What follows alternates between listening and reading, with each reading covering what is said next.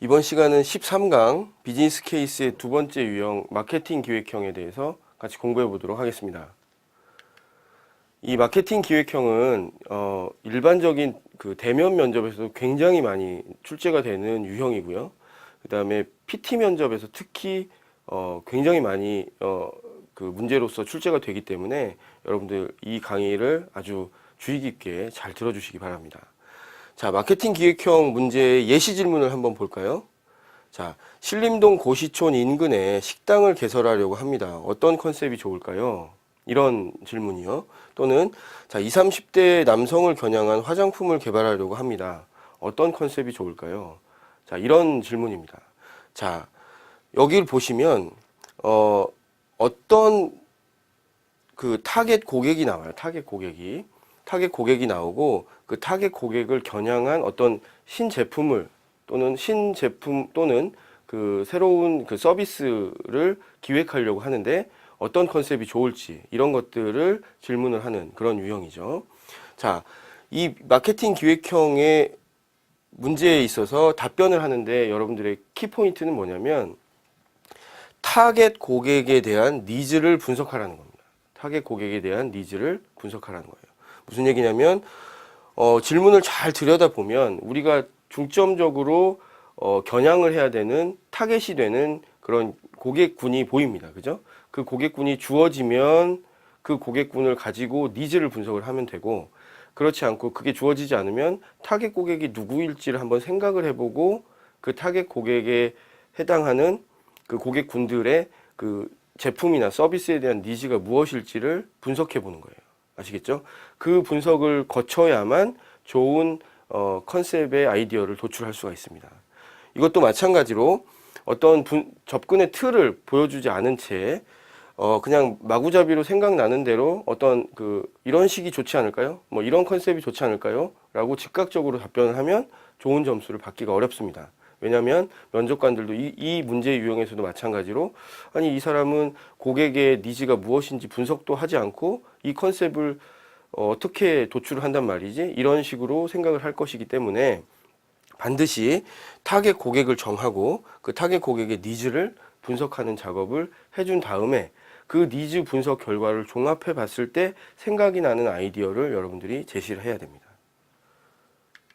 자, 그러면 마케팅 기획형에 있어서의 접근의 틀을 한번 살펴보죠. 자, 첫 번째는 타겟 고객을 명확화해야 됩니다. 그러니까 타겟 고객이 주어지면 뭐 명확화할 필요가 없죠. 뭐 20, 30대 남성 고객이라고 하면 타겟 고객이 주어졌잖아요. 그죠? 그러면 타겟 고객이 이미 명확화된 거예요. 그런데 그게 아니고 신림동 고시촌 인근에 식당을 개업하려고 한다라고 하면 신림동 고시촌 인근에 뭐 여러 사람들이 왔다 갔다 할 수 있잖아요. 그죠? 그러면 그 중에서 우리가 누구를 타겟으로 해서 식당을 잡아야 되지? 라는 것들을 먼저 생각을 해봐야 된다는 거죠. 그죠? 그게 타겟 고객을 명확화하는 작업입니다. 자, 타겟 고객이 명확화가 되면 그 다음에는 고객 니즈를 어떻게 분석을 할 것인지에 대한 분석 틀을 여러분들이 제시를 하고 실제 그걸 분석 틀을 가지고 분석을 실시를 해봐야 됩니다. 자, 이 마케팅 그 기획형의 고객 니즈를 분석하는 틀은 기본적으로 이 화면에 보이는 이 네 가지의 요소를 담아서 여러분들이 분석을 해주면 크게 무리가 없습니다. 대부분의 문제에 있어서. 자, 보시죠.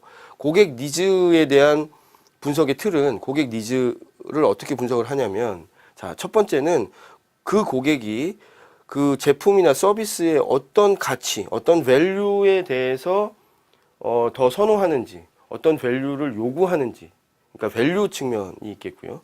두 번째는 무시하지 못할 측면이 뭡니까? 네, 가격 측면이죠. 가격 측면의 니즈, 가격 측면의 욕구가 어떤 것들이 있는지 이것들을 이제 분석을 해야 됩니다. 세 번째는 자, 구매 형태에 대한 니즈가 있어요. 이게 이제 어려울 수도 있는데 여러분 이제 어떤 제품에 대해서 이 제품을 어떤 경우에는 편의점에서 많이 소비하는 경우가 있을 수 있고 어떤 경우에는 대형 마트에서 소비하는 경우가 있을 수 있죠.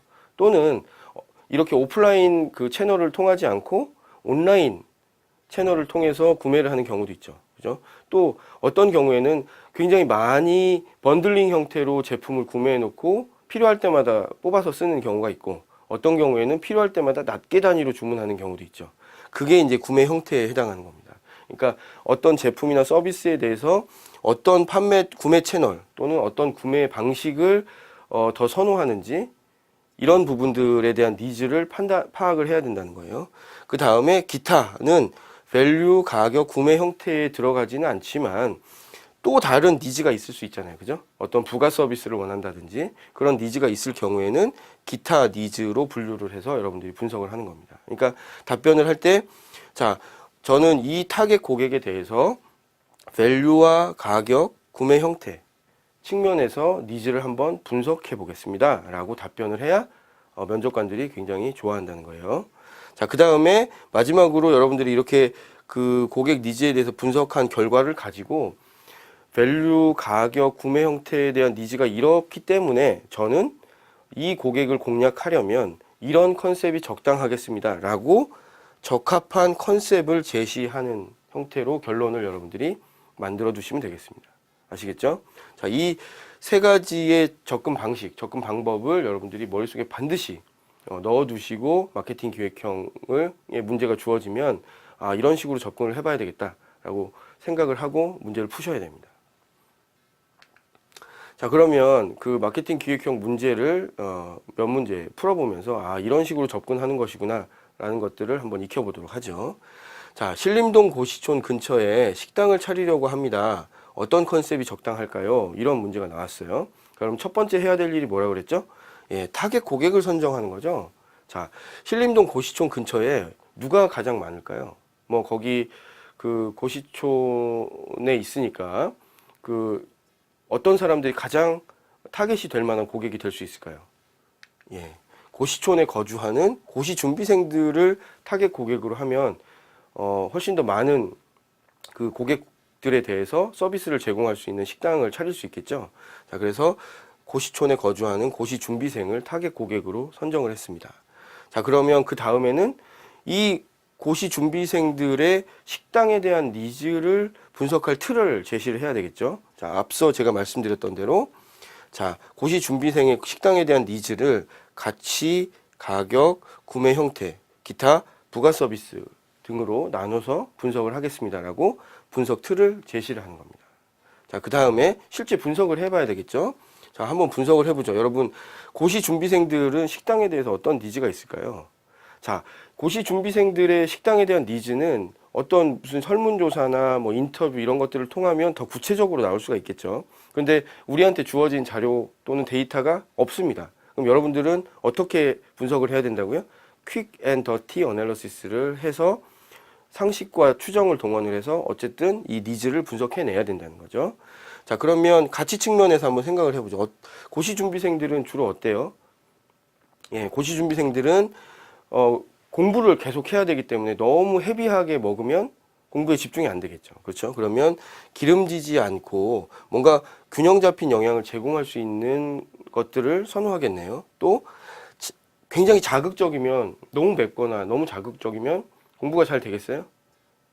예, 수업을 듣는데도 너무 힘들겠죠. 그죠? 그래서 자극적이지 않은 맛을 선호할 것이다. 이렇게 추정해 볼 수 있습니다. 물론 이런 추정 이외에 여러분들이 가지고 있는 상식이나 어떤 뭐 추정을 동원을 해서 이렇게 근거를 제시해도 무방합니다. 이거하고 답변의 방향이 꼭 일치하지 않아도 돼요. 중요한 것은 면접관이 그 분석의 내용을 들었을 때 합리적이네. 저런 식으로 생각해 볼 수도 있겠네. 라고 판단할 수만 있으면 무방합니다. 아시겠죠? 자, 그러면 가격 측면에서 생각을 해보죠. 이 고시 준비생들은 돈이 많을까요? 예. 굉장히 그 어떤 직업이나 이런 것들이 없는 그 예비 직업인 상태이기 때문에 가급적이면 저렴한 가격을 선호하겠죠. 그죠? 그리고 가격에 대한 민감도가 높을까요? 낮을까요? 예, 가격에 대한 민감도가 굉장히 높겠죠. 예를 들면 5,000원이면 이 식품, 이 음식을 구매한다고 하는데 이 음식을 6,000원으로 올리면 너무 비싸니까 난 안 먹을 거야 라고 하는 그런 사람들이 많아지겠죠. 그게 이제 가격 민감도가 높다는 의미가 됩니다. 자, 그 다음에 구매 형태 측면에서 보죠. 자, 어떻게 식당을 이용해요? 뭐 친구들 7명, 8명씩 가서 회식을 많이 하겠습니까? 아니면 3, 4명씩 가서 잡담을 하면서 밥을 먹을까요? 예, 주로 혼자서도 편하게 먹을 수 있는 공간이 제시되는 상황에서 이 음식을 먹고 싶겠죠. 편하게 책도 좀 보면서, 그죠? 예, 이게 이제 구매 형태 측면의 니즈라고 할 수 있습니다. 자, 기타 부가 서비스 측면에서는 어떤 측면들이 있을까요?